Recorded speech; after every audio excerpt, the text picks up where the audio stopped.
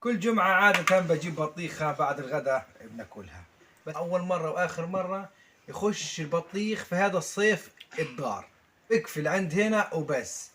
بنيجي نشقح البطيخة زي ما هي قدامكم، هيها حمرة، بس ايش جوا طلع القشرة هذه كلها تاكلها، قشرة تخينة، وجوا في صفار. ها نيجي وفش طعم فشي.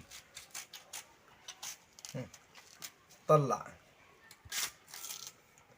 شايفين طلع شو هذا؟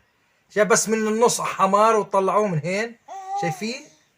على ايش يعني؟ ليش الدواء بتحطوه؟ طب انتوا كده بتخسروا كثير، صاروا يبيعوا 20%، يعني انت استفدت بقديش؟ يعني ضيعت موسم الصيف بسبب غشك وبسبب الادويه اللي بتحطها. طلع شو هذا؟ فش طعم فش. ها ما طلع والله بدي اكلها، شايفين؟ ها فش صفار. ها بعدين فيها عرق جوا، زين. دوقها كيف زاكية؟ شكل كفكو بطيخ شكل خالص اتاك الله ايه اكبر شكل بطيخ تبعكو خالص.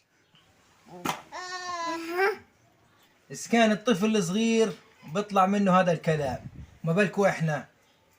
يعني يا ريت الموسم الجاي الصيف الجاي تتقوا الله في شغلكم، ويا ريت تبطلوا حاجات اسمها أدوية، خليها تطلع من غير دواء، بس خلي الدواء بس للعشب. المقويات عندكم بتهيألي هرمونات بتكبروها من غير طعم ولا ريحة ولا لون.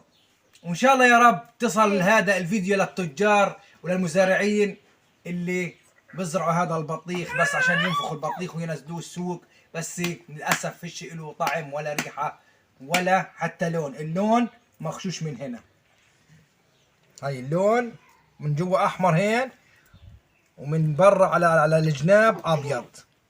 سلام وسلام.